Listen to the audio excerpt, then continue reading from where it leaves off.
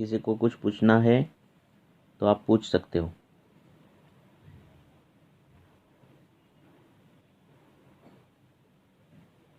या सर, एक फिर माझी रुग्ण आहे. हां बोलो। वयवर्ष 55 आहेत.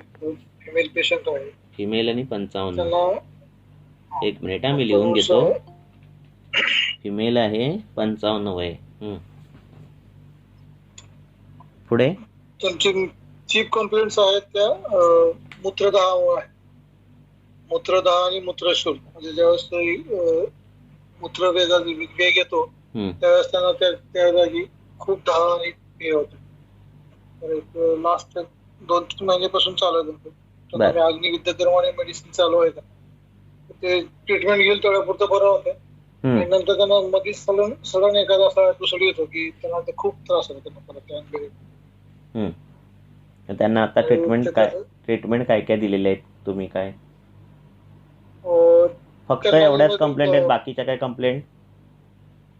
बाकी काही कंप्लेंट नाही. मेन कंप्लेंट याच. बाकीचे कंप्लेंट्स काय नाही. बाकी त्यांना त्यांच्या हेतूमध्ये त्यांच्या चिंता, त्याच्यानंतर मेन चिंता एक प्रकर्षणाचा हेतू आहे त्यांचा. मग त्याच्यावर काय काम केलं का? त्याच्यावर स्थूल आहेत का त्या? त्यांची दिनचर्या कशी आहे? काय दिनचर्या काय त्या स्थूल आहेत का? त्यांची दिनचर्या कशी आहे किंवा काय? स्थूल वगैरे नाही, मध्यम प्रकृती आहे. दिनचर्या दिनचर्या हाऊसवाईफच असल्यामुळे दिनचर्या सध्या ठीक आहे. पण त्यांच्या पूर्वीच्या इतिहासामध्ये त्यांची दिनचर्या ही खूपच जॉब करायच्या किंवा काय असं करायच्या का? जॉब नाही, हाऊसवाईफच होते. परंतु ते घरी मुलांचे ट्युशन्स वगैरे घेत होते. त्यामुळे त्यांचं मूत्रवेगाचं धारण करणं किंवा वेगाचं धारण हा जो पार्ट होता त्यांच्यामध्ये खूप होता. आणि बाकीचं जे आहार सेवन वगैरे होतं ते प्रत्येक गोष्टी खूप ते घाईघाईमध्ये प्रत्येक गोष्ट केल्या जातात. तुम्ही ही केस मला एकदा सांगितलेली का? नाही ना. बर. ते पेशंट म्हणजे पूर्वी मुंबईला होते, आपल्याकडे बार्शीमध्ये शिफ्ट झालेले. तर ते त्यांना तो त्रास आहे. तर त्यांना त्यांनी बरेच युरोलॉजिस्ट वगैरे दाखवलं होतं. त्यांना डायलिसिस करायला सांगितलं होतं. काय करायला सांगितलं त्यांना? सर्व त्यांना स्ट्रिंचर आहे का? स्ट्रिंचर वगैरे काय नाही. त्यांना काय करायला सांगितलं? डायलिटेशन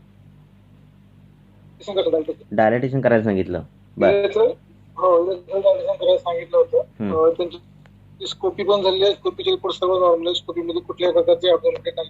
आणि मग त्यानंतर डॉक्टरांनी त्यांना डायलिटेशनचं त्यांचं एक डायलिटेशन झालं होतं. डायलिटेशन केल्यानंतर त्यांना खूप अल्प प्रमाणात उपशय मिळाला होता. आणि मग त्यांनी त्या डायलिटेशन सेटिंग त्यांना वारंवार करायला सांगितलं. पण पेशंटची ती तयारी नसल्यामुळं आणि डायलिटेशन करण्याच्या अगोदर त्यांनी मला विचारलं होतं. तर मी त्यांना त्यांच्यावरती डिपेंड केलं होतं. तुम्ही काय करायचं ते मुलाच्या आग्रह त्यांनी केलं होतं. पण त्यांना त्याचा विशेष काय असा उपशय मिळालेला नाही. फक्त डायलिटेशन केलं त्यांना अल्प उपशय मिळतो. बाकी त्यांना पण ते कंप्लेंट कसं आहे तसं जायचं.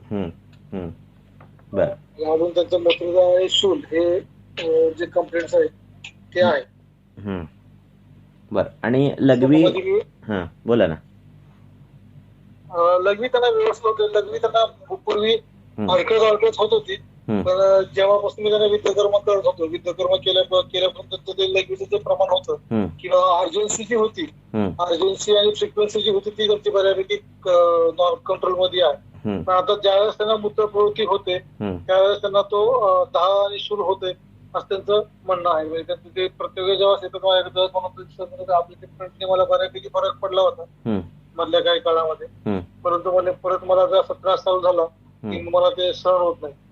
आणि दुसरं त्याच्यामध्ये असं आहे की हेतू म्हणजे स्थान दोष जर बघितला, म्हणजे स्थान म्हणण्याची भूमीचा जर विचार केला तर थंड प्रदेशात गेल्याच्या नंतर त्यांचा जो हा त्रास आहे तो बऱ्यापैकी कमी होतोय. आणि दुसरी गोष्ट म्हणजे ज्यावेळेस ते मला वाटतं ते सातारा साईडचे आहेत, त्यांचे नातेवाईक तिकडे बऱ्यापैकी आहेत. ज्यावेळेस त्या भागात जातात तर ते म्हणतात की मला तिकडे गेल्यानंतर हा त्रास मला आहे असं जाणवत नाही. म्हणजे ते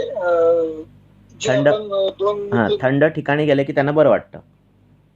त्या ठिकाणी गेल्यानंतर बरं वाटतं आणि तो चिंताचा जो विषय होतो म्हणजे तो मानसिक त्याच्यावर जो स्ट्रेस येतो तो कदाचित तिकडे गेल्यानंतर तो त्याकडे येत नाही.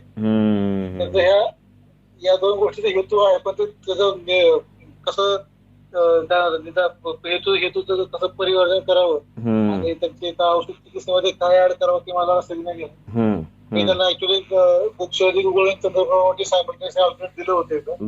चंद्रकला रस पण दिला होता मी त्यांना, म्हणजे सर्वांग 10 आहे असं त्यांनी म्हटल्यानंतर त्यांना मी ते पण चालू केलं होतं आणि उन्नती कथाचं त्यांना आपण दिलं होतं सेवन करायला. सध्या त्या औषध गोळ्या घ्यायला तयार नाही, त्यांना फक्त सध्या गोक्षाची गुगल चालू आहे आणि धान्यकाचा फांड चालू आहे त्यांना चालू आहे. सध्या काही चालू नाही. बस्ती पण मी त्यांना मदत दिली होती. बस्ती मी त्यांना अनुवासन बस्ती दिली होती. माझा ऍक्च्युली उत्तर बस्तीचा प्लॅन होता. बस्ती ही तुम्ही चिकित्सा दिल्यानंतर पण त्यांचं 10 कमी नाही होत आहे? 10 कमी होते, पण ज्यावेळेस मूत्र प्रवृत्ती होते त्यांचं म्हणणं आहे की मला 2 दिवस खूप चांगलं वाटतं आणि मला सडनली परत ज्यावेळेस मूत्र प्रवृत्ती होती त्यावेळेस मला इतका त्रास होतो की मला दिवसभर तो कमी होतच नाही. आणि नंतर ज्यावेळेस मी विद्याक्रम संध्याकाळी ज्यावेळेस माझ्याकडे विद्याक्रमाला येतात ते विद्याक्रम त्यांना थोडासा अल्प उपशम मिळतो. पण बाकी सगळे हेतू बघितलेत ना, म्हणजे काय बाकी सगळे हेतू म्हणजे काय की तिखट खाणं, उन्हात फिरणं, अति पाणी पिणं, दुपारी झोपणं, मोड आलेली कडधान्य खाणं, कुळतासारखे पदार्थ खाणं, कोळा मुळा खाणं, जेवणानंतर आईस्क्रीम खाणं, चहा पिल्यानंतर आंघोळ करणं, असे काहीतरी हेतू मिळत आहेत का? कारण एखाद दुसरा कुठला तरी हेतू राहतो अशा पेशंटमध्ये आणि मग म्हणून ती कंप्लेंट सारखी सारखी दिसते. तो हेतू कदाचित त्याला तो महत्त्वाचा वाटत नसतो पेशंटला. हॅलो हॅलो हॅलो आवाज येतोय का माझा? हॅलो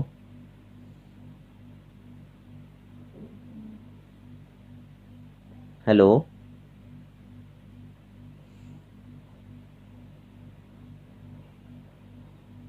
हॅलो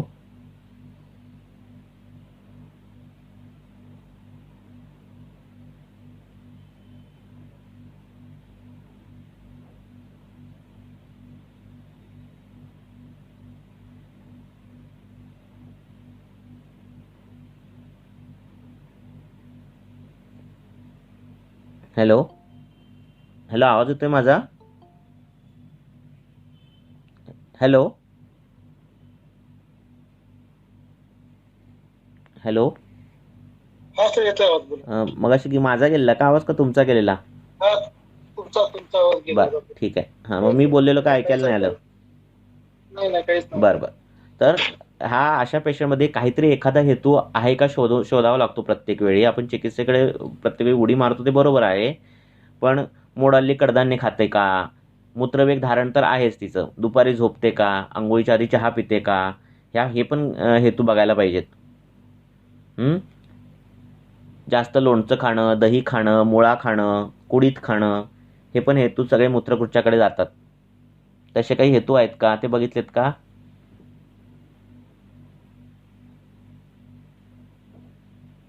नाही सर, म्हणजे काय माहिती काय विषय काय होतो, म्हणजे आम्ही असं इन्फर्टिलिटीचे पण केसेस बघितलेत आणि सगळे हेतू झालेत आणि फक्त काहीतरी मोड आलेली कडधान्य खातायत आणि त्याच्यामुळे ते बंद केल्याने त्यांना राहिलेलं आहे असं पण झालेलं आहे.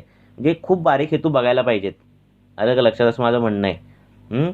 बाकी सगळं बघा आणि असं जर होत असेल तुमच्या औषधाने कमी होतंय, परत औषधं बंद केली किंवा लगेच परत जाणवतंय असं म्हटल्यावर कुठला तरी एक हेतू स्किप होतोय. तर हे सगळे हेतू जे मूत्राघातामधले आहेत ते बघा एकदा. आलं लक्षात? मूत्राचं हे करताना तो अवयव म्हणजे बस्ती, मूत्र निर्मिती होते म्हणजे क्लेद, शरीरातला क्लेदभाव, कफभाव, कफ, स्वेद या सगळ्यांचा विचार करायचा. मलाचा पण विचार करायचा. जर मला ते जर हे करत असतील संडास अडवून धरत असतील तर तो पण विचार करायचा. हे सगळे विचार करायचे. जेवणानंतर आईस्क्रीम खाणारे पण लोक आहेत, तर हा पण विचार करायचा. ती आग पित्ताने होऊ शकते, रक्ताने होऊ शकते, कफ कमी, क्लेद कमी झाला तर आग होऊ शकते, धातुपाक असेल तर आग होऊ शकते. असे सगळे अँगल एकदा तपासून बघायचे. हां, म्हणजे जर क्लेद नसेल, म्हणजे क्लेद तो ती स्थूल नसेल, तेवढा क्लेद नसेल किंवा तशा पद्धतीचं काही नसेल, तर बाकीची औषधं वापरायची चंदनासारखी. जर तुम्हाला वाटत असेल ते मूत्राची क्वांटिटीच कमी आणि दाह होतोय, तर गोक्षुरासारखी औषधं वापरायची. बस्ती कामयंत घृत नावाचं औषध आहे, ते त्या सगळ्या विकारांमध्ये एक चांगलं अतिशय उपयोगी पडतं. वाघबटामध्ये काही योग आहेत, म्हणजे रिंगणी आहे किंवा सालवण पिठवण आहे, ह्याचं तूप सिद्ध करायला सांगितलेत आणि ते सर्व प्रकारच्या मूत्राघातामध्ये मूत्रकुच्छामध्ये वापरा असं पण सांगितलेलं आहे. तर त्याचा पण हे बघायचा. पण बाकी मेन काय आहे, हेतू कुठले मिळतायत लक्षात. म्हणजे तुम्ही त्याला पित्तज प्रमेय म्हणून हे करणार, तो तुम्ही त्याचं युरिन बघून तिचं टेम्परेचर खरंच गरम आहे का, किंवा त्याचे कलर तसा आहे का, तसं करणार. पित्तज मूत्रकुच्छ करणार, कसं करणार त्यानुसार तुम्ही त्याचं हे करा आणि औषधांची योजना. पण कुठंतरी हेतू राहतोय. छोटासा हेतू असतो पण तो राहत असतो. आंघोळीच्या आधी 2 कप चहा पिणारे लोक आहेत आणि मग नंतर बाकी सगळं दिनचर्या एकदम परफेक्ट आहे, पण तो हेतू राहतो आणि तेवढंच हे होत असतं. तर प्रत्येक वेळी व्हिजिटला आला आणि जर आपल्याला वाटत असेल की उपशय मिळत नाही आहे, परत तिथेच गाडी आली आहे, ट्रीटमेंट होते परत तिथेच गाडी आली आहे, एवढं सगळं देऊनही परत मूत्रदाह होतोयच, असं असेल तर तुम्हाला परत परत परत हेतू बघायला पाहिजेत. असं. आणि त्यांना वाटत नसतो तो हेतू आहे त्या पेशंटला, पण तो हेतू असतो आणि तो मोठ्या प्रमाणात. हेतूबल कधी वाढतं, एकतर तो हेतू मोठ्या प्रमाणात घडला पाहिजे, नाहीतर तो कमी प्रमाणात घडला आणि वारंवार जरी घडला तरी तो हेतूबल मोठं जास्त असतं. लक्षात आलं. म्हणजे अर्धा कप चहा मी रोज पितोय गेली 20 वर्ष, असं झालं तरी ते हेतूबल जास्त आहे. अंघोळीच्या आधी मी अर्धा कप चहा गेली 20 वर्ष पितोय असं म्हटलं, तो आपण म्हणा किती कप, अर्धाच कप पितोय, बोलताना तो म्हणणार अर्धाच कप पितोय, पण तेवढ्याने काय होऊ शकतं, होऊ शकतं, पण तो 20 वर्ष पितोय. लक्षात आलं. तर हेही छोट्या गोष्टी काय ज्या आहेत, ह्याने पण आजार होऊ शकतो. काहीतरी चहा आहे तो पूर्ण, आंघोळीपूर्वी चहा आहे तो पूर्ण, म्हणजे चहा पूर्ण बंद करायला सांगायचं का? बंद. आंघोळीच्या आधी काहीच खायचं प्यायचं नाही, साधा नियम. आंघोळीनंतर चहा आंघोळीनंतर चालेल. अर्थात हे बोललं ना, हे इथून सुरुवात करायची चिकित्सेची. सकाळी उठल्यावर काय करता, की आपलं त्याच्यात मला बसवायचं त्याला पेशंटला. आंघोळीच्या आधी मी तांब्यावर पाणी पिते, बंद. आंघोळीच्या आधी चहा पिते, बंद. आंघोळीच्या आधी नाश्ता करते, बंद. आंघोळ सकाळीच. मोठा संस्कार आहे ना, त्याच्यावर श्लोक मोठा दिलेला आहे, त्याच्यावर भाष्य केलेलं आहे, म्हणजे त्याला महत्व आहे. आंघोळ ही शरीरशुद्धीसाठी नाही आहे, त्याचं मुख्य ध्येय कंडूमल हे नंतरचं आहे. पहिलं त्याचं काम आहे दीपनम वृष्यम आयुष्यम. जर त्याचं काम फक्त शरीर शुद्ध करणं, मळ फक्त काढणं असं असतं, तर आंघोळी संध्याकाळी पहिली मुख्य सांगितलेली असते, है की नाही. बरोबर. तर आंघोळ केली की गॅस पेटणार आणि गॅस पेटण्यावर त्याच्यावर तुम्ही आहुती, त्याच्यावर तुम्ही हे करणार, अन्न टाकणार, असं झालं पाहिजे. तर ते बघा. आणि ह्याही छोट्या गोष्टी कारण तुम्ही सगळे औषध देताय लक्षात, आणि तेवढ्यापुरतं बरं पण वाटतंय, याचा अर्थ ट्रीटमेंट योग्य जाते. परत परत काय येतोय आजार, बरं शीत वातावरणात कमी होतोय, म्हणजे पित्ताची हे दाखवतोय तो उपशय. तर मग त्यानुसार मग होत का नाहीये फरक, तर ते बघा. धमाशाचा काढा असं सांगितलेला आहे वाघबटान. धमाशाचा काढा देऊन टाका, लगेच ते कमी होतो मूत्रविकार. म्हणजे असे छोटे छोटे पर्याय आहेत की तुम्ही, पण मुख्य कसं आहे, हेतू काय घडले, कशामुळे झालं, असं. तर ते हेतू बघा आणि ज्यावेळी मिळतील त्यावेळी सांगा ग्रुपवर, लक्षात. पण मिळणार, 100% मिळणार, काहीतरी मिळणार. तर आपण तो हे केलं नसतं. आपलं काय झालं असतंय, आपल्याला पुढच्याच आपण अग्निकर्म बघितलेले असतात, आपण पॉईंट्स बघितलेले असतात, आपल्याला वेगवेगळ्या चिकित्सेचे कल्प माहिती असतात, पण आपली उडी तिकडे जाते फटकन. आणि कधी कधी छोटी छोटी समीकरणं सॉल्व्ह होतात त्या सूत्रस्थानातच, असं. लघवी करताना वेदना जाणवणे हे वात आणि पित्त ह्या दोघांचं काम आहे, आणि त्याच्यात ते फक्त पुनर्नवासिद्ध दुग्ध सांगितलेलं आहे वाघभटाचार्यांनी. वाघभट वाचल्यावर तुम्हाला कळेल. तर ते पुनर्नवासिद्ध दुग्ध दिलं तरी ती वेदना कमी होते. ज्यांना स्ट्रेस टेन्शन आहे आणि त्याच्यानंतर ही प्रकरणं होतात, त्यांच्यासाठी ब्राह्मी एक औषध आहे. म्हणजे मी नाही सांगत आहे, वाघबडाचार्यांनी सांगितलेलं आहे. आलं लक्षात? तर ब्राह्मी सिद्ध दुग्ध असं दिलं तर ती जी लिंक आहे म्हणजे कशाची, ताण, मानसिक ताण आणि मूत्राघात, पित्तचे मूत्रकृच्छ किंवा मूत्राघात, ही लिंक हे होते. ठीक आहे. ब्राह्मी शुद्ध सिद्ध दुग्ध, हो, वाघबडाचार्यांनी सांगितले. असं म्हणजे कल्प खूप आहेत आपल्याकडे, पण आपला हेतू राहायला नको. असं हेतू राहायला नको. तो हेतू परत चालू असेल, तुम्ही किती पण सिद्ध दूध द्या, ते काय उपयोग नाही, आहे की नाही. असं अजून कोणाला काय विचारायचं का अजून? तुम्ही नंतर सांगा त्याचा हेतू मिळाल्यावर. हो सर, नक्कीच.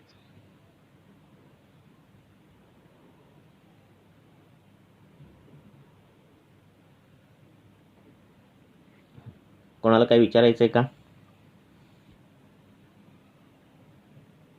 Hello sir. बोला. सर एक पेशेंट है 42 इयर्स फीमेल. 42 फीमेल उसका है ना, हाँ फीमेल, ओबेसिटी है, मतलब 5'2" हाइट है और उसका वेट है 93 kgs. मतलब 30 kgs ज्यादा है.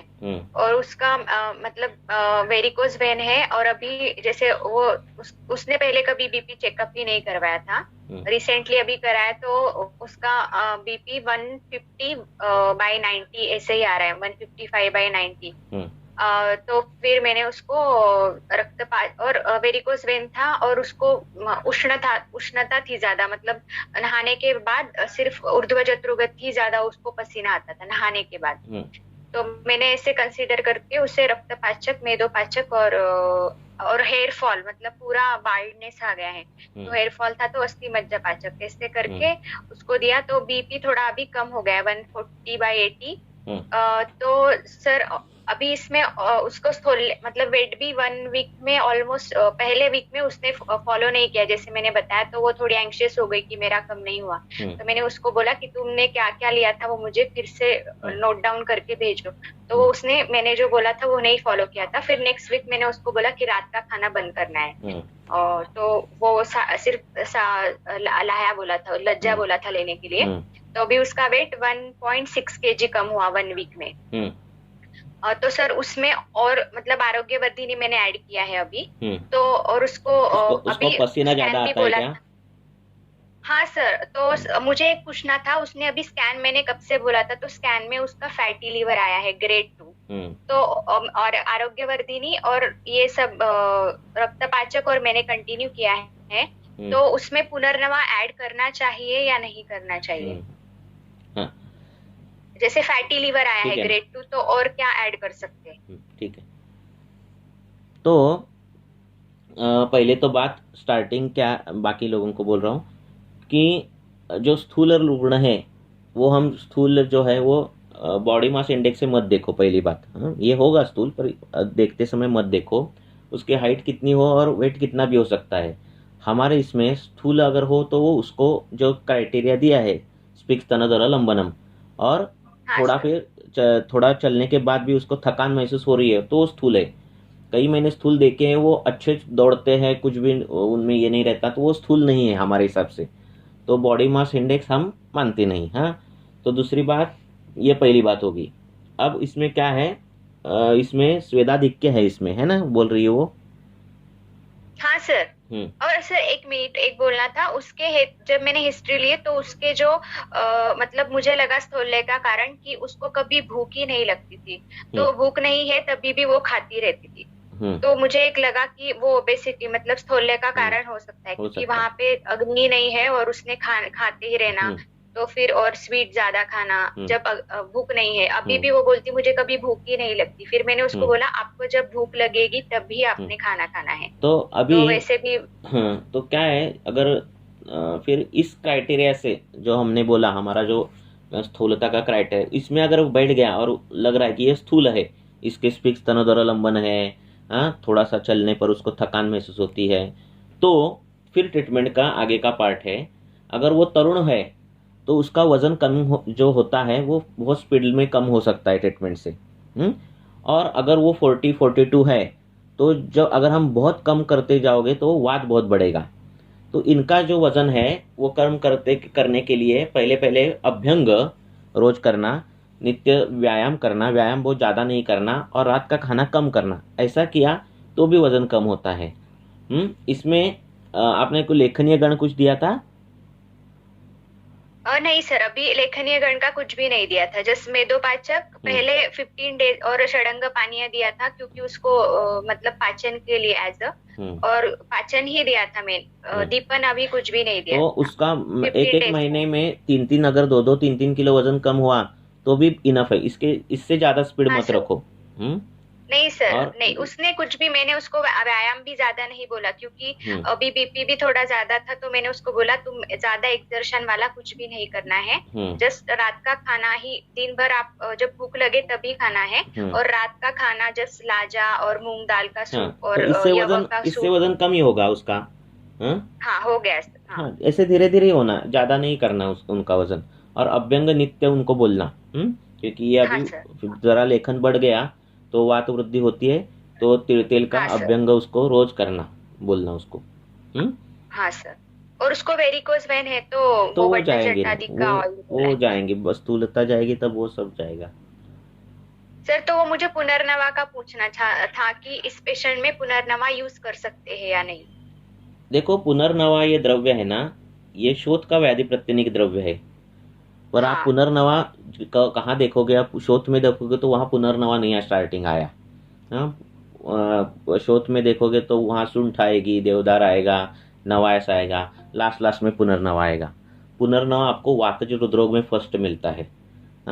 तो पुनर्नवा की जरूरत नहीं है, ठीक है। आप उसको सिर्फ जो अभी जो ट्रीटमेंट चल रही है वही उनको दे दो। वात कफोशाम मतलब फैटी लीवर के लिए कुछ भी मतलब वो देखो, वो फैटी लीवर मत दो, जैसे वजन कम होते जाएगा वैसे सब कुछ कम होते जाएगा। Okay sir, thank you. Okay. अभ्यंग नित्य करना, अभ्यंग करने के बाद क्या होगा? भ्राजक पित्त अच्छा होगा, फिर जठराग्नि अच्छा होगा।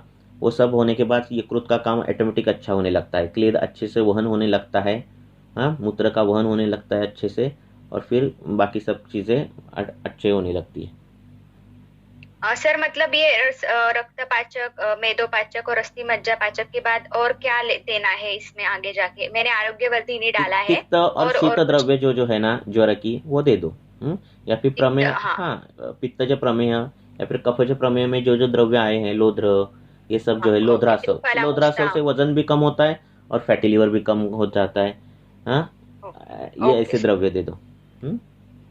ओके सर, और एक पेशेंट है उसका दिनचर्या, अभी इनकी दिनचर्या आज से सुकम ऐसी सब है ना, ठीक है ना?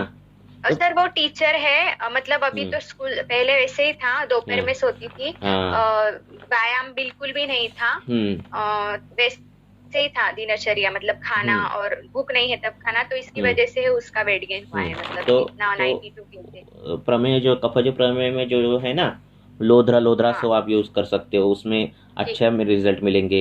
या फिर खदीर, दारवी का भी अच्छा काम मिलेगा उसका। प्लेन दारवी आप यूज करोगे तो भी काम अच्छा होगा। वो लीवर यकृतगामी है ना, लीवर, फैटी लीवर, वो भी सब कुछ कर देगी। सर ऐसा है, ठीक है। और सर एक पेशेंट है, उसका भी मतलब अध्यशन था, मतलब वो बार बार खाती है, और उसका भी वेट 70 kg है, सेम 41 इयर्स फीमेल। और मतलब मैंने उसको बोला कि आप बार बार मत खाओ, मतलब एक बार खा लो, फिर सेकंड टाइम जब भूख लगे नेक्स्ट टाइम खाना है। तो उसका क्या होता है, ऐसे किया तो उसको बहुत शिरशूल होता है, तो वो मतलब अनबेरेबल है, और वो दुबई में है पेशेंट। तो वो जब यहाँ पे आई थी इंडिया में, तभी मैंने उसको त्रिफला मुस्ता का काढ़ा बोला था लेने के लिए, पर जब वो लिया तो उसको फिर कॉन्स्टिपेशन जैसे हुआ, और जब मैंने फिर उसको मुस्ता ही सिंगल बोला तो कॉन्स्टिपेशन, और त्रिफला बोला तो वो खाने के बाद उसको जाना पड़ता है तुरंत। तो वो भी मुझे कंफ्यूजन हो गया। ये शुरशुल में भी हम, क्योंकि मैंने लघु सूचेकर शुरू किया तो उसको शुरशुल में भी मतलब वो पेशेंट में होता है ऐसे हाँ कि हम एक लक्षण ठीक करते हैं फिर दूसरा लक्षण बढ़ता है। हाँ तो ये लक्षण जो इधर उधर घूमते हैं ना, इसके पीछे वात का कारण होता है। हाँ, तो वात पर भी ये पेशेंट जो है उदावरते के ज़्यादातर रहते हैं। तो उनका पेट साफ होना चाहिए रोज ढंग से। उस पर काम करो, हम्म ठीक है। नहीं तो वो वायु जो उदावर्तित होता है और फिर इधर का उधर उधर का इधर ऐसे शूल भी ये कर देता है, संचारित हुआ आता है उसमें। तो उस पर काम करो और फिर डिटेल केस हिस्ट्री लो उसकी। हाँ, उसके मुताबिक उसको ये करो। हाँ सर, वो लिया है मैंने, लेकिन हम्म, वो एक्चुअली उसका ऑप्शन नहीं है ना वहाँ पे, वो जो हम्म, अवेलेबिलिटी नहीं है हम्म, मेडिसिन का, वही उसको यहाँ पे रंडक भी नहीं मिला था। मैंने हम्म, जब हम्म, बोला हम्म, था ना, हम्म, वो हम्म, हम्म, हरिद्वार में आई थी तो वो भी नहीं हम्म, मिला था। हम्म, हम्म, हम्म, तो वो एक प्रॉब्लम है कि घर पे क्या दे सकते हैं, वो हम्म। वो मुझे समझ में डिटेल केस हिस्ट्री नहीं मुझे आ ये रहा। करो, कितने साल की है वो। 41 ईयर्स। और डिटेल केस हिस्ट्री सर ग्रुप मैं में डाल। भेजूंगी वो, हाँ ग्रुप में भेज दूंगी। हाँ, हम्म। ठीक है। देखो ऐसे भी आता है ना पेशेंट, तो हमें एक बी प्लान हमारा रेडी चाहिए कि घर में क्या क्या है हमारे। ठीक है, तो हमारे घर में तेल है, हमारे घर में सेंधव नमक है, हाँ, हमारे घर में जीरक है, हमारे घर में मिश्रिया है, हाँ, हमारे घर में सरसप है। ठीक है, घर में क्या रहता है, हाँ, घर में त्वक रह सकता है। तो इन ये भी जो द्रव्य है उनका भी पढ़ाई करके रखो। ताकि पेशेंट को हम दे सकते हैं वैसे। और किसी को कुछ पूछना है क्या।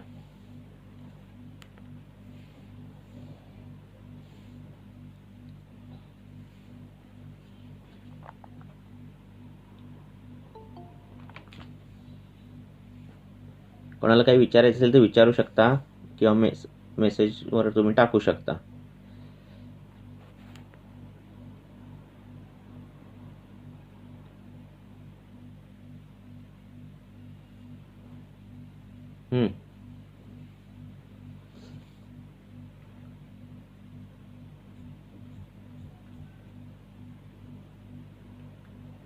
किसी को कुछ पूछना है तो पूछो।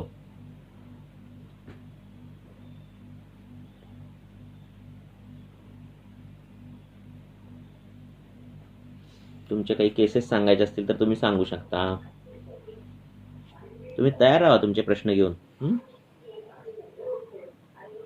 पूछो।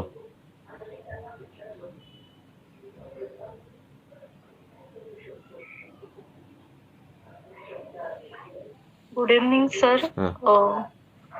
मला एक विचारायचं होतं विचारा. की जनरली आपण आयुर्वेदाच्या लक्षणांवरूनच म्हणजे आपण निदान करतो, पण बऱ्याचदा लिव्हरचे जे प्रोफाईल असतात ते बऱ्याचदा वर खाली म्हणजे त्याचे रेंज जास्ती येतात आणि तसे सिम्पटम पेशंटला काही नसतात. तर अशा वेळेला अजून आपण काय विचार करू शकतो, म्हणजे एक तर लाईफस्टाईल दिनचर्यानुसार जाऊ शकतो, संतर्पण अपतर्पण, पण याच्या व्यतिरिक्त अजून आपण रसपाचक किंवा मेदोपाचक असा विचार करायचा का त्यावेळेला. प्रश्न चांगला है कि काहीच लक्षण, एक भी लक्षण नहीं दिख रहा है पेशेंट में, ठीक है, और कुछ भी नहीं, उसको कंप्लेंट ही नहीं है कुछ, अच्छा सोता है, मस्त खाना खाता है, ठीक है, ये सब कुछ है, पर क्या हो रहा है, जो प्रोफाइल है उसमें कुछ एबनॉर्मलिटी आ रही है, लीवर हो या फिर, तो ये रेयर कंडीशंस रहते हैं।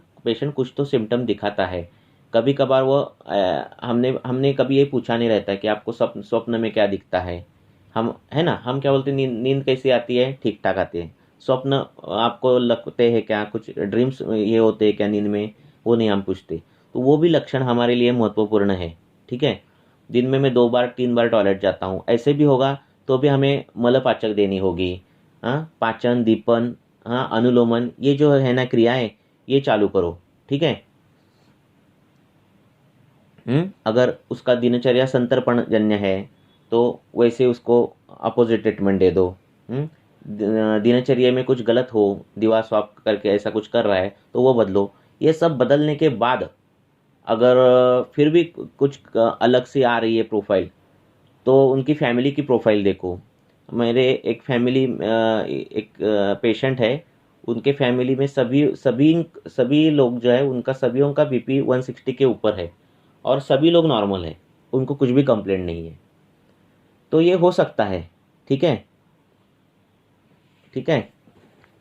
ओके सर, तो थैंक मॉडर्न यू। में क्या है कि एनाटॉमी बिगड़ गई तो फिजियोलॉजी बिगड़नी ही चाहिए, ऐसा उनका ये है। ठीक है, पर ऐसा होता नहीं। कभी कभार पेशेंट को 60 के उम्र में पता चलता है कि उसको एक ही किडनी है सोनोग्राफी करने के बाद, तब तक उसको कुछ नहीं हुआ रहता है। तो ऐसे हर टाइम नहीं होता, शरीर अपने आप कुछ एडजस्ट क्या करता है, कुछ एडजस्ट करता है। उसमें क्या होता है, कभी कभार एक प्रोफाइल कम हो जाती है, दूसरी प्रोफाइल बढ़ती है। ठीक है ना, तो ये सब नॉर्मल है। तो आयुर्वेद के हिसाब से ज़्यादा सोचो तो कुछ नहीं, क्योंकि क्या हम ऐसे क्या कर सकते हैं ना, सिर्फ एलडीएल के लिए काम करने वाली कौन सी दवाई है, ऐसा कहाँ है। हाँ, ट्राइग्लिसराइड के लिए काम करने वाले क्या कर सकते हैं, ये तो रिसर्च पेपर है, सब नेट पर मिलेंगे, पर ये कुछ ये काम का नहीं है। ठीक है, इससे अच्छा पूरा आयुर्वेद के तरीके से सोचो, दिनचर्या से शुरू करो उसका, पेशेंट का, और फिर कुछ कुछ छोटी भी उसको आपको गलती लग रही है तो वो सुधारो उस पेशेंट में। Okay sir. फिर भी ऐसी कोई केस हो तो ग्रुप में डाल दो केस, हम उस पर चर्चा करेंगे। ठीक है सर, प्रॉपर केस हाँ, लेके मैं कि उसमें कुछ भी डिस्कस नहीं है। करती हूँ। हाँ, और ऐसे भी एक स्टडी अभी होना चाहिए हमें कि ऐसे कई गांव में ये रहते बूढ़े लोग रहते हैं जिनकी उम्र 80 के ऊपर गई है। ठीक है, 80, 50, 85, 90 के ऊपर गई है, और वो कभी इसमें क्लिनिक में जाते नहीं, कोई प्रोफाइल करते नहीं, कोई टेस्ट करते, ऐसा है ना, किसी के घर में भी होगी, है दादी होगी किसी के घर में, आपके ग्रुप अभी इस ग्रुप में है किसी के घर में? हाँ है सर, हाँ है, 85, 90। हाँ, मेरे एक रिलेटिव के, हाँ वो दादी है, तो वो अभी भी काम करती है अच्छा खासा, कुछ भी नहीं, कुछ कैल्शियम सप्लीमेंट नहीं ले रही है, आयरन की फॉलिक एसिड नहीं है, कुछ कुछ भी नहीं, हड्डियों में आवाज़ नहीं आता, कुछ नहीं आता।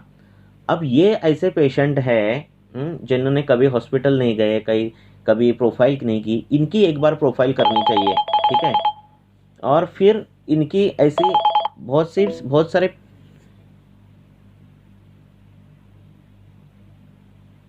हेलो हेलो, हाँ, आवाज़ आ रही है? हाँ सर, हाँ, एक फ़ोन आ रहा है मेरा। हाँ, तो ऐसे पेशेंट की एक बार सभी प्रोफाइल, पूरी बॉडी प्रोफाइल एक बार लेनी चाहिए। हाँ, हमारे पास डाटा ज़्यादा चाहिए, पर एक 2-3 पेशेंट नहीं चाहिए। और ऐसे पेशेंट में प्रोफाइल में क्या बिगाड़ है क्या नहीं है, तो वो देखना चाहिए। ये एक अभ्यास का विषय है। कारण अशी कितीतरी आहेत लोक, आहे की नाही, 90+ की ज्यांनी काय चेक केलेलं नाही आहे आणि एकदम छान त्यांची तब्येत आहे, डोळ्यांनी एकदम चांगलं दिसतंय, काम व्यवस्थित करतात। हां, मग त्यांची प्रोफाईल एकदा सगळ्यांचे बघून, असे डाटा पाहिजे आपल्याकडे, त्यांच्या नेमक्या प्रोफाईल खरंच तेवढ्या प्रोफाईल कट टू कट आहेत का, बरोबर आहे? आणि मग प्रोफाईलमध्ये कुठेतरी अपडाऊन असेल तरी पण ते हेल्दी असतील तर आपल्याला आपला आयुर्वेद आणि या सिद्धांत आपल्याला फार महत्त्वाचे आहे, ते आपल्याला कळायला पाहिजे, है की नाही?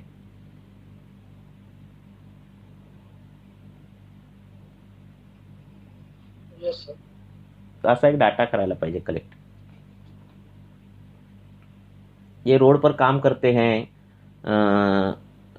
भाकरी चटनी ऐसे खाते हैं लोग, है ना, और बहुत काम करते हैं और इतना ही खाना खाते हैं। अब इसमें क्या न्यूट्रिशन है, एक भाकरी और चटनी रोज, वही क्या न्यूट्रिशनल है? अगर एलोपैथी का आधुनिक वैद्यक शास्त्र में सोचे तो कुछ भी नहीं, और भूख लगती है वैसे उनको काम करने के बाद, और फिर खाना खाते। इनकी प्रोफाइल देखे तो सब अच्छी प्रोफाइल है, कोलेस्ट्रॉल नहीं बढ़ता, कुछ नहीं कुछ नहीं।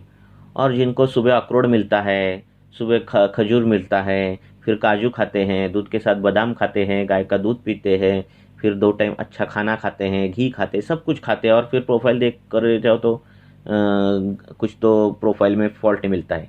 तो ये क्यों है ना? तो ये जो अग्नि सिद्धांत है आयुर्वेद का, ये बहुत महत्वपूर्ण है। ठीक है ना? आप क्या खा रहे हो, इससे अच्छा कितना आपको हजम हो रहा है, ये बहुत इम्पोर्टेंट है। आम निर्मित ही नहीं होती उनमें, इतना काम करते हैं वो। हम्म। और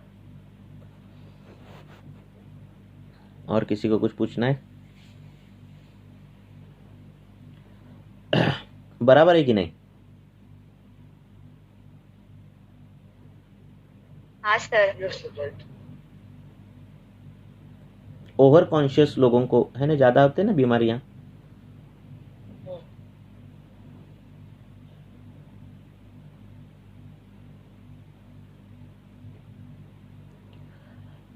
और कुछ क्वेश्चन हो तो पूछो। सर इन जनरल आपका भी पोस्ट था और हमारे शास्त्रों में ही बोला है कि वात प्रकृति पेशेंट ने ज्यादा व्यायाम नहीं नहीं करना करना है। चाहिए। हाँ, तो इन जनरल अभी हमने बोला ये जो रोड साइड लोग काम करते हैं तो उनको खाना भी नहीं मिलता है इतना, पर वो काम तो बहुत ज्यादा करते हैं, पर फिर भी वो मतलब कैसे उनकी प्रकृति अच्छी रहती है, उनका हाँ, अग्नि पर अच्छा रहता है कि वो बचपन से जरूरत से ज्यादा काम करते हैं। हाँ वो भी है। और बचपन से ही उनके उनके एक जनरेशन टू जनरेशन वो किया रहता है, ठीक है ना। उनके मांस को आदत है, उनके अस्थि को आदत है, ठीक है ना। एक जनरेशन ने नहीं किया, जनरेशन टू जनरेशन, है ना। तो उनमें वो कैपेसिटी आती है। व्यायाम जो है वो एक दिन में नहीं किया जाता है ना, वो रोज उसकी कैपेसिटी बढ़ाते हैं हम व्यायाम की। तो उन्होंने ऐसे एक जनरेशन टू दूसरे जनरेशन किया रहता है, ठीक है ना। उन्होंने 3-3 घंटे धूप में अगर बैठे और कुछ काम किया उन्होंने पेड़ लगाने का, तो उनको कुछ थकान नहीं महसूस होती, और हम 5 मिनट भी गए तो हमें थकान महसूस होती है। फर्क है ना।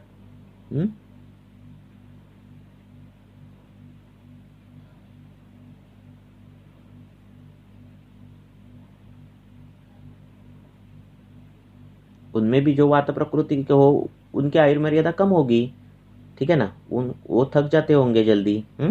ऐसे उनमें भी है ना डिफरेंशिएशन। हाँ सर। और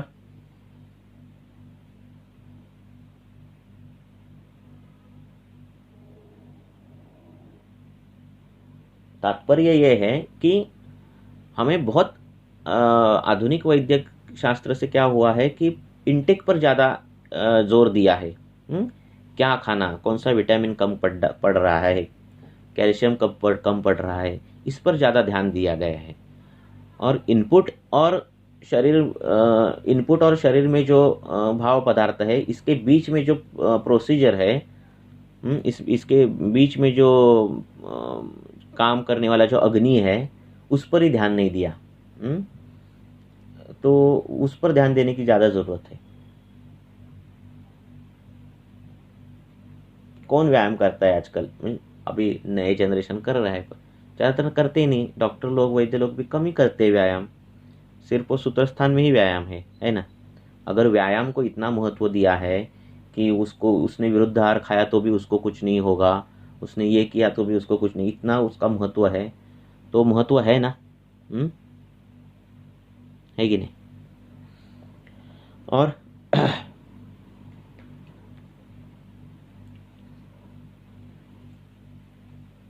और कुछ पूछना है किसी को?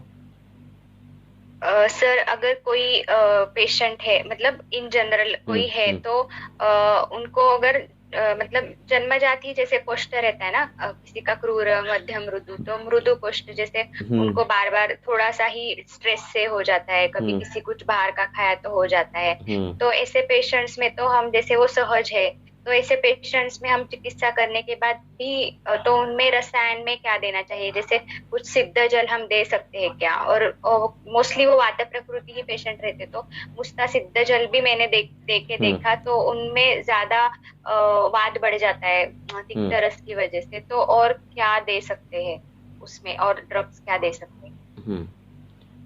तो ऐसे ये क्रूर कोष्ठ ये सब जो है ना, ये गृहिणी का ही पेशेंट है। हाँ सर। गृहिणी अध्याय में, गृहिणी में बोला है कि ये गृहिणी ही है, गृहिणी दुष्टि ही है सब कुछ। तो इनको कैसे मालूम है? ये हमारे जो ड्रग है ना सभी, तो हम जब पढ़ेंगे ड्रग, तो कई मैक्सिमम ड्रग दीपन रहते हैं, पाचन रहते हैं, सभी का काम एक ही लगता है आपको। हाँ, पर उनमें एक सूक्ष्म डिफ्रेंसिएशन रहता है, वो बहुत महत्वपूर्ण है। जैसे सहज अर्श रहता है कई बच्चों को, और वो सहज अर्श के बचपन से उनको पाइल्स रहता है। और ऐसे बच्चे खाना नहीं अच्छा तरह से खाते, टॉयलेट रोज का रोज नहीं होता, कितना भी खिलाओ उनका ये नहीं होता, वजन नहीं बढ़ता। ऐसे रुग्ण ऐसे बच्चे होते हैं देखो। तो फिर ऐसे बच्चों में क्या करना चाहिए, कौन सा दीपन पाचन करना चाहिए? तो वो चॉइस ऑफ ड्रग है अतिविष। जिसको बचपन से अर्श है, जिसको बचपन से ऐसे उदावर्त की तकलीफ है, जिसको बचपन से क्या हजम नहीं होता खाना, तो इनमें चॉइस ऑफ ड्रग जो है वो अतिविष बहुत अच्छी तरह से काम करता है। मल में गंदगी है, मल में खराबी है, मल में क्लेद है, मल में दुर्गंध है, ये सब जो है चीज़ें उसमें मुस्ता अच्छा काम करती है। मल में आम है, मल में क्या बोलता है कुंथतात आणि मग थोडीशी संडास लावते, ऐसे जो है उसमें हरितकी बहुत अच्छी तरह से काम करती है। मल बहुत शुष्क हो जाता है और फिर पेन होता है, फिर उदावर्त होता है, इसमें एरंडमूल या फिर एरंडेल तेल ये अच्छा काम करता है। मानसिक कुछ रीजंस है और मल में दुर्गंध आती है, या फिर क्या बोलते हैं विषाक्तता खाने में ज़्यादातर आ रही है और मल में दुर्गंधता आ रही है, ऐसा कुछ हो रहा है तो वचा बहुत अच्छी तरह से काम करती है, वचादिगण। बहुत क्लेद है और मल में भी क्लेद आता है, पसीना भी चिपचिपा रहता है, जो क्या बोलते हैं उसको सलाइवा रहती है ना, वो भी चिपचिपी रहती है। ऐसे लोग हैं, उनमें दारवी अच्छी काम करती है। तो अलग अलग पाचन, अलग अलग दीपन, अलग अलग ये जो है अवस्थाएं उसमें यूज किया जाता है। तो उसकी जो अवस्थाएं वो ध्यान में रखो। ठीक है।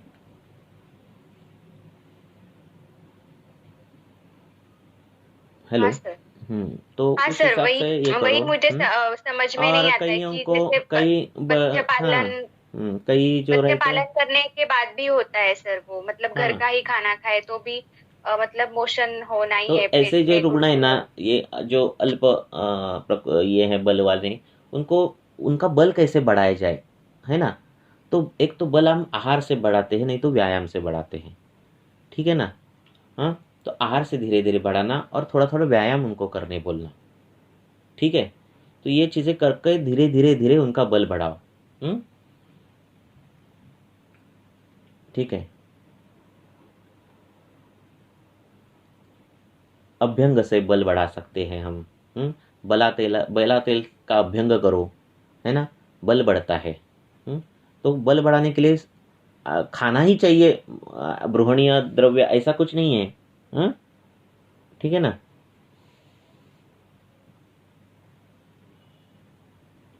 हाँ सर।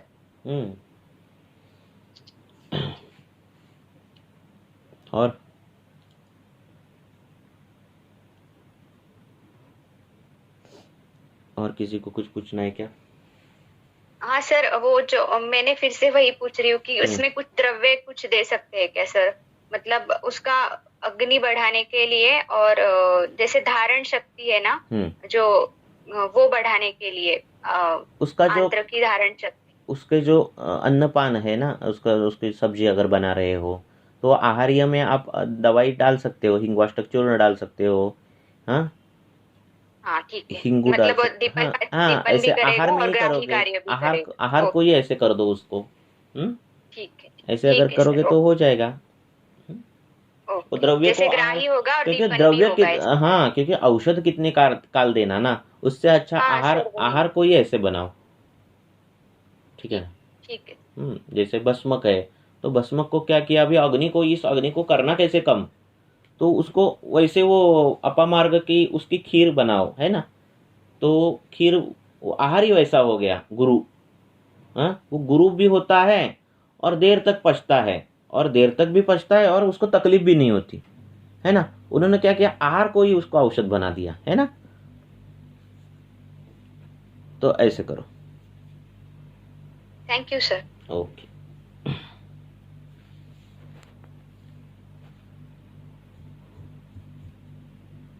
और कई बच्चे भी दवाई नहीं खाते, तो वो जो राइस खाते होंगे या फिर चपाती खाते हो उसमें डालो दवाई. ये नहीं जा रही तो उस मार्ग में से जाओ. आहार कोई कब बना दो औषध.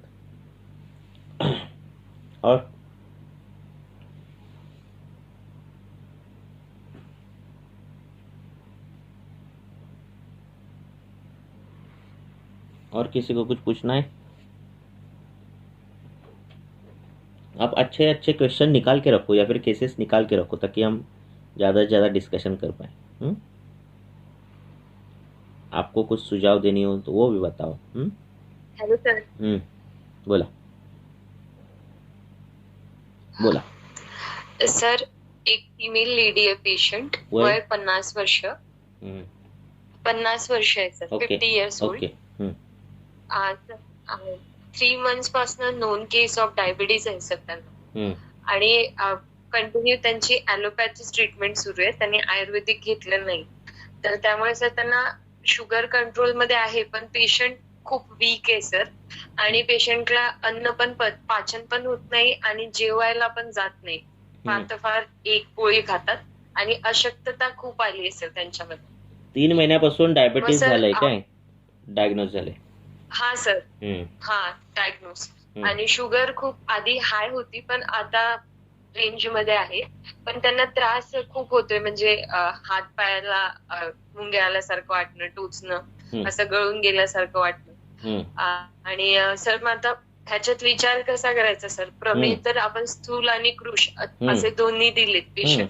मग अशा म्हणजे मोस्टली स्थूल चिकित्सा करायला सर बरं पडते आपल्याला, पण प्रमेय आणि आपल्याला मॉडर्नचा विचार तर नाहीच करायचे.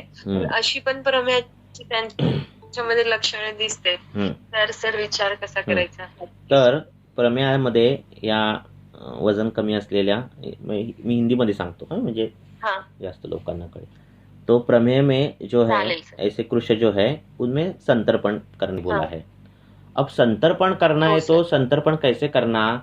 ऐसा संतर्पण करना जो धातुओं को बल दे, न कि कफ वृद्धि करे, न कि क्लेद वृद्धि करे, न कि जो प्रमेय के जो कारण है वो ना करे.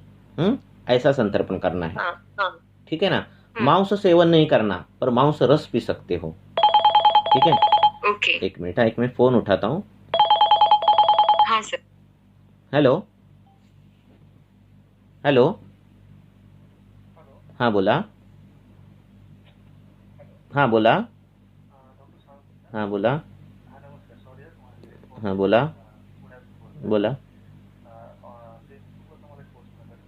हाँ बोलत राहा. तुम्ही मला सकाळी 10ला फोन कराल? हां, सकाळी 10 नंतर करा. ओके. नाही काय लेक्चर चालू आहे, बाकी काही नाही. ओके.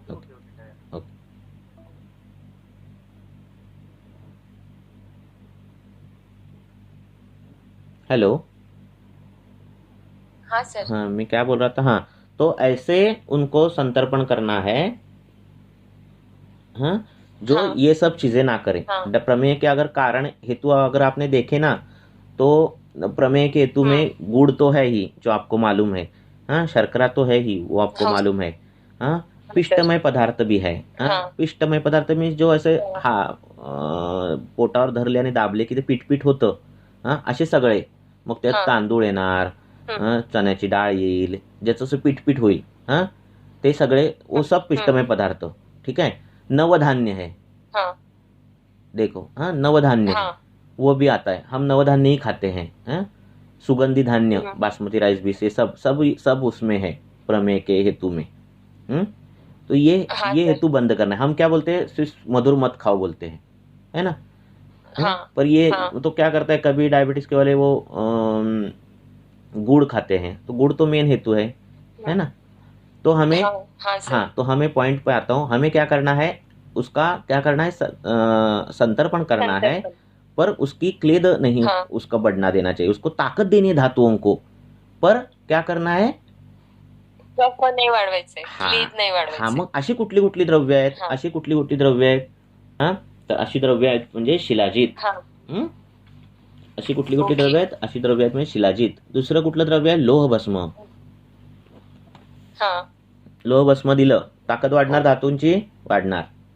हा सर, आणि HB पण 9च आहे सर त्यांचं. तेच सांगतो. मग ते लोहभस्म मग कसं द्यायचं? मायस कृती द्या तुम्ही, नवायस लोह आहे, मग ते तुम्ही तुमच्या युक्तीप्रमाणाने कोणसा कल्प देना है वो सोचो. ठीक आहे. फिर साळीच्या लाह्या, मांसरस. मांस कमी झालाय, मांसरस द्यायचा. मांस सेवन नाही करायचंय, मांसरस द्यायचा. तर हे कल्प वापरायचे. आवळा काय बघा, आवळा काय करतोय? ताकद देतो का? देतो का आवळा ताकद? ताकद देतो. मग ताकद देतो, मग काय करतो? तो त्याचा गुण काय? वृक्ष गुण आहे ना. मग आवळा, हळद हे कॉम्बिनेशन काय करतं? ते काम करतं. हळद छान त्या क्लेदाला द्यायचे, पण कफ वाढलं नाही पाहिजे, क्लेद वाढलं नाही पाहिजे. प्रमेयाचे ट्रीटमेंट काय आहे? संतर्पण करायचंय. आपण काय करतो? अपतर्पण करतोय त्याचं, आहे की नाही, पेशंटचं.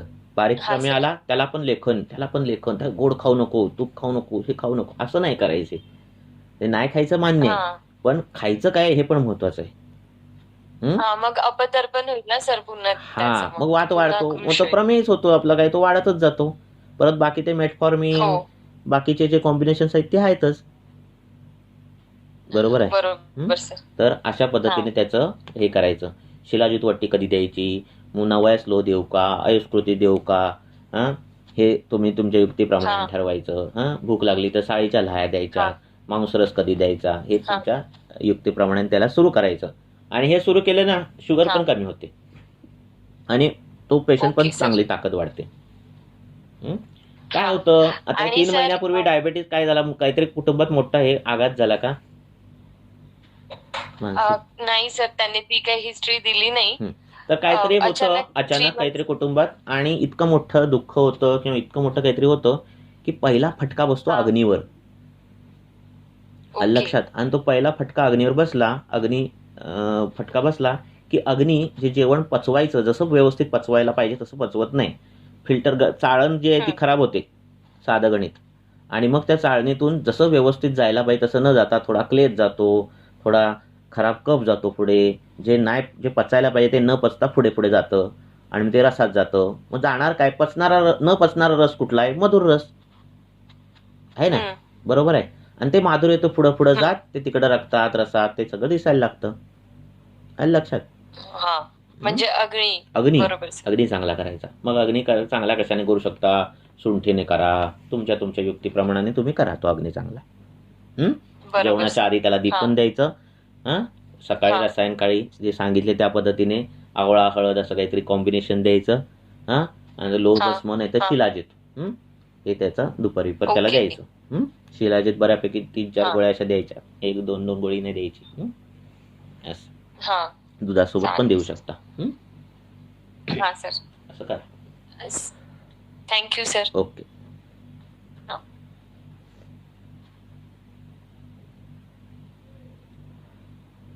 अजून कोणाला काय विचारायचंय का?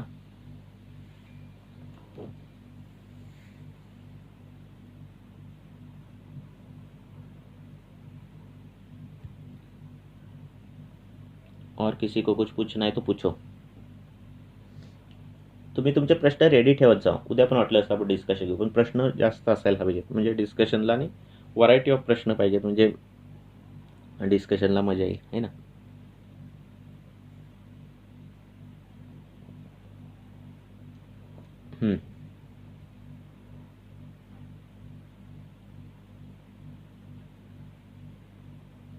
एक प्रश्न घेऊया आणि थांबूया. कोणीही विचारायला काय तुम्ही हे नका करू, घाबरू नका. सॉल्व्ह करायचे विषय. प्रॅक्टिसमध्ये बसल्यावर तुम्हाला जे प्रॉब्लेम येतात ते प्रश्न विचारून सॉल्व्ह करून टाकायचे विषय.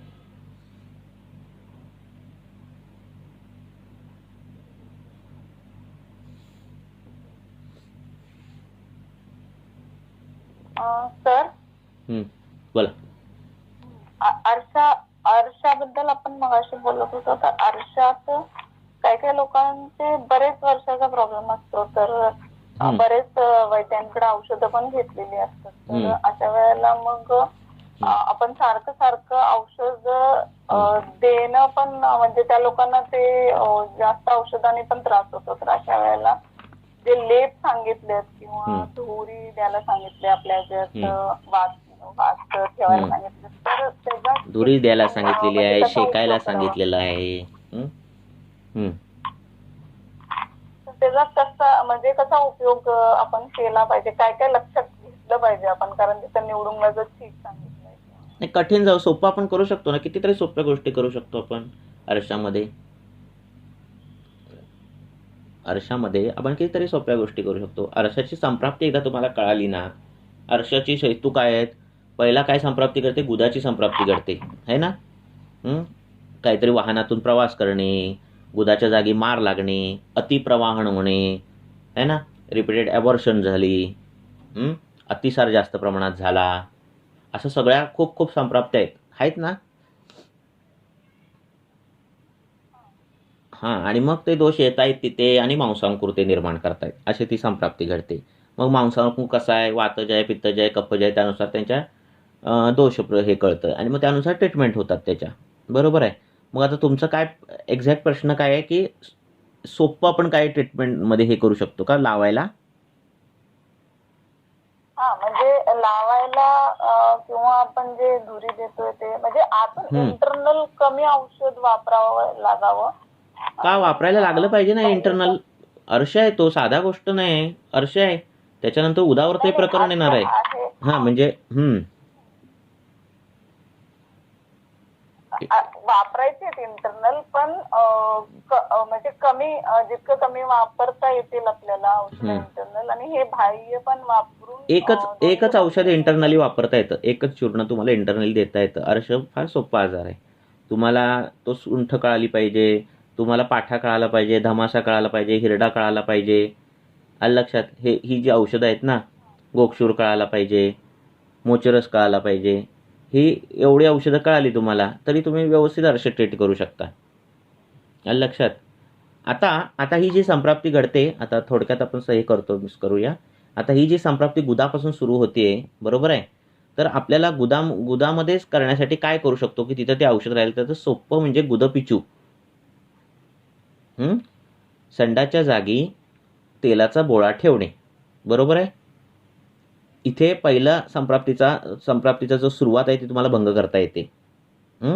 तुम्ही केलं नसेल तर करून बघा. कासेसाठी तेल आहे, तिळाचं तेल आहे, ह्याचे गुदाचे पिचू ठेवायला सांगायला पेशंटला सुरू करा.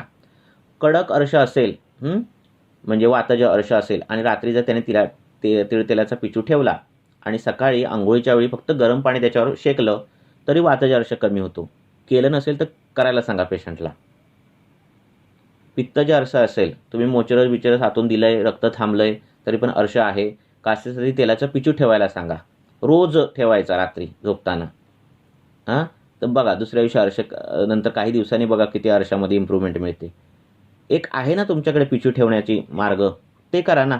धुरी कठीण पडत असेल तर, नाही का, खूप ठणका बसतोय अर्शाला, तर छोटी ओव्याची पुरचुड्डी घेऊन शेकलं तरी तो ठणका कमी होतो.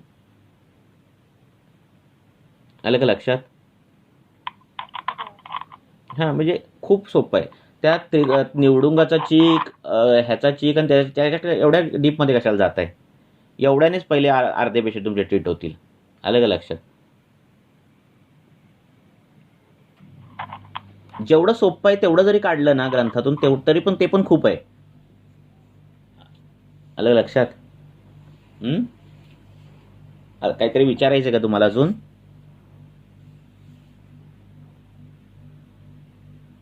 हॅलो. म्हणजे काही लोकांचा त्रास नसतो काही, आणि जे अगोदरचे म्हणजे संप्राप्ती झालेली असते ते राहिलेलं असतोय अर्श, इंटरनल असो किंवा बाह्य असो. तर ते फक्त पिचूने ठेवून जातात ना. म्हणजे काय जाणार ना, पिचू ठेवून बघा तरी. कासेसाठी तेलाचा खूप चांगला रिझल्ट मिळतो. साधना कंपनीचं कासे, बैद्यनाथचं पण मिळतं. साधना कंपनी त्याचं पण चांगलं आहे. त्याचं पिचू छोटा ठेवायचा. पिचू म्हणजे अगदी तुम्ही तो योनी पिचू बनवता तसा नाही. कापसाचा नुसता बोळा जरी तुम्ही हे करून ठेवलात, तिथे सांगितलं पेशंटला, तरी त्याचा खूप चांगला फरक पडतो. ठणके असणारे मूळव्याध तर थांबतात. एक वेळ मूळव्याध राहील, ठणका कायमस्वरूपी जातो. आलं लक्षात? असं.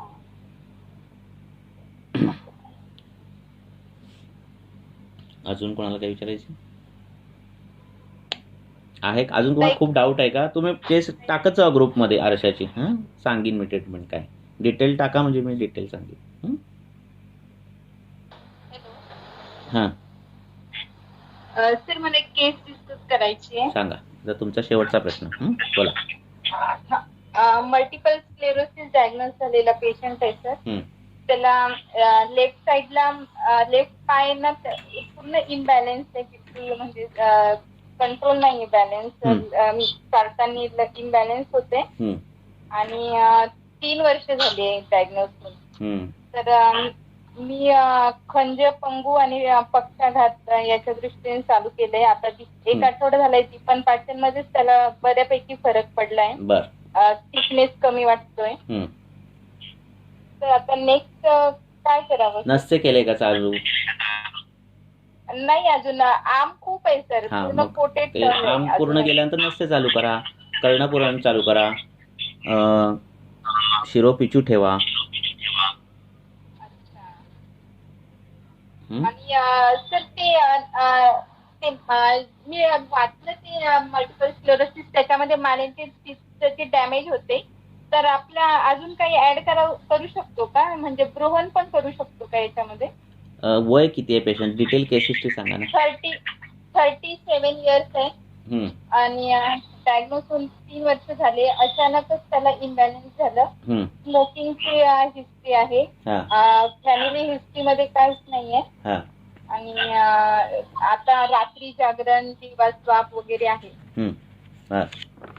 आणि कधीपासून सुरू झालं? काय झालं? 3 वर्षापूर्वी अचानकच कामावरून येताना इम्बॅलन्स झालं पायाचं एक साईडला. मग लगेच ते ऍडमिट वगैरे झाले आणि सिटी स्कॅन वगैरे केलं, तर त्याच्यामध्ये हे आलं की मल्टिपल स्क्लेरोसिस आहे म्हणून असं. आणि पुन्हा असंच इम्बॅलन्स 2 वर्षापूर्वी पुन्हा पडले ते. तर राईट साईडला पडले, तर राईट शोल्डरचं डिस्लोकेशन झालं आणि मग पुन्हा ऍडमिट झाले. तर त्यांचं हे मॅनिप्युलेशन केलं आणि शोल्डरला सेम त्या एकाच पोझिशन मध्ये ठेवल्यामुळे आता शोल्डरचं सुद्धा त्यांचं पूर्ण मुवमेंट नाहीये. मल्टिपल गोष्टी झाल्यात. हा सर. आधी ते बाकी युरिन वगैरे कंट्रोल आहे, त्याचं इन्कॉन्टिन्युअन्स वगैरे काही नाही. बाकी सर्व याच्यावर कंट्रोल आहे. कशावर? युरिन वगैरे. युरिन आता मेन बेसिक प्रॉब्लेम त्यांना काय दिसतो? इम्बॅलन्स. हो सर. आणि शोल्डर जॉईंटचं पण इमुवमेंट आहे, पूर्ण नाहीये मुवमेंट. 45 डिग्री पर्यंत संकोच आहे. मग संकोच त्याचा असेल तर उडीद आणि सैंधवाचं तेल दिलेलं आहे. माझा आवाज डबल येतो ऐकू मला. तुम्हाला येतोय का डबल ऐकू? नाही ना? नाही सर, नाही. तुमचा माईक जरा 2 मिनिटं बंद करा. तर उडीद आणि सैंधवाने सिद्ध केलेलं तेल जे वातव्याधीमध्ये दिलं आहे ते त्याच्या खांद्याला द्या. आणि आता त्यांचं पाचन व्यवस्थित झालं की अपस्मारण ह्याच्यामध्ये जी आलेली पंचगव्य घृत आहे किंवा ब्राह्मी घृत आहे, ती घृत चालू करा. आम्लकी घृत घेतं, ती घृत त्याचे फलश्रुती बघा आणि त्यानुसार कुठली हे होते ते हे करा. सोबत पथ्य सांगताना शिळं अन्न, आंबवलेलं अन्न हे सगळं बंद करा. इडली, डोसा हे सगळं काही खाणं बिणं असेल तर बंद करा. मोडाली कडधान्य, साधी कडधान्य, नवीन धान्य हे सगळं जे काय असेल ते बंद करा, वात वाढवणारं. असं सगळं चालू करा. आणि मग त्याचं हे तुपाचं प्रमाण वाढवा. आहारात गाईचं तूप जेवढं जुनं असेल तेवढं चांगलं. आता माईक चालू करा. सर, आपण याच्यात दोषी विषारी अगत चालू करू शकतोय का? कारण की स्मोकिंगची, ड्रिंकची आहे तसं त्याचा हिस्ट्री. तशी हिस्ट्री आहे का? हो सर. मग तसं ते चालू करायचं सगळं परत. मग मोठं प्रकरण आहे ते. टप्प्याटप्प्याने सॉल्व्ह करावं लागणार. त्याच्या उलटे जी द्रव्य आहेत, तूप हे सगळं चालू करायचं.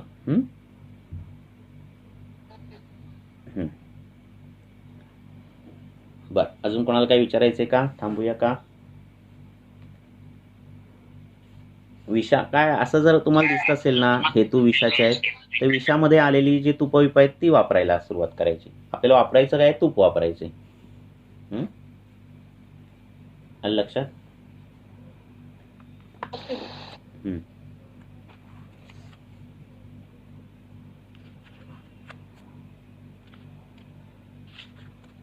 अजून कोणाला काय विचारायचंय का? एक प्रश्न घेऊया आणि थांबूया. बोला. सर, नवयास आणि ताप्यातील लोहाचे इंडिकेशन सर कुठल्या कुठल्या बेसिसवर वेगवेगळं द्यायचं? नवयासचे कंटेंट सर त्रिफळा, त्रिकटू, म्हणजे त्रिमध आणि लोह, आणि सर इकडे तर म्हणजे धातू भस्म जास्त आहेत ताप्यातीमध्ये. आता तरी तुमची केस आहे त्याच्यात तुम्ही, तुमची केस आहे त्यात तुम्ही नवयास वापरा. हा सर, ह्याच्यामध्ये नवयास. हा, नवयास लोह वटी पण मिळते त्याची, तुम्ही वटी पण दिली. म्हणजे सर मला विचारायचंय की नवयास आणि ताप्याती दोन्ही आहेत, आपल्याला माहिती आहे पांडूवर, पण सर मायनर डिफरन्स की ताप्याती कधी द्यायचं आणि नवयास नवयास शोथाकडे जाणारी संप्राप्त्या हे करतं. ताप्याती लोह रक्ताच्या संप्राप्त्या ज्या आहेत त्या ताप्याती हे करतं. Okay sir. आणि सर शोथ आणि दोन्ही असेल, शोथ असेल, कुष्ठ असेल, प्रमेय असेल, कृमी असेल, उदर असेल तर नवयास. हा, आणि सर शोथ विथ रक्त कमी आहे, म्हणजे शोथ विथ पांडू आहे, रक्ताचा अग्नी चांगला नाहीये, पांडू आहे, रक्ताचा अग्नी चांगला नाहीये, रक्ताचे काही व्याधी दिसत आहेत, रक्तातून उत्पन्न शिराखंडरांमध्येही व्याधी झालेल्या आहेत, शिराखंडरांमध्ये काही विकृती झालेल्या आहेत. शिराखंडर त्यांचे काम चांगले करत नाहीये, तिथल्या रक्ताचं प्रसाधन करायचे, असं सगळं करायचं असेल तर ताप्या दिलो. ओके सर, ठीक आहे सर, थँक्यू सर. सर, याच्यामध्ये पुनर्नवा मंडूर कसं सांगता येईल? हो, सांगता येईल ना. कशामध्ये? त्या केसमध्ये काय पांडुजन्य शोथ असेल तर पुनर्नवा मंडूर, फुफ्फुसावरण शोथ असेल तर पुनर्नवा मंडूर चांगलं काम करतं, काय की नाही. वातज हृदरोग आहे आणि एडिमा आलाय, पुनर्नवा मंडूर. वातज हृदरोग आहे आणि प्लुरल इफ्युजन येतंय, पुनर्नवा मंडूर चांगलं काम करतं. ठीक आहे, ओके. किंवा मूत्रापासून काही प्रॉब्लेम झालेत आणि हे झालंय तरी पुनर्नवा मंडूर हे करतंय. मी नाही वापरत पुनर्नवा मंडूर, पण सांगतोय मी तुम्हाला फ्लश होते. अजून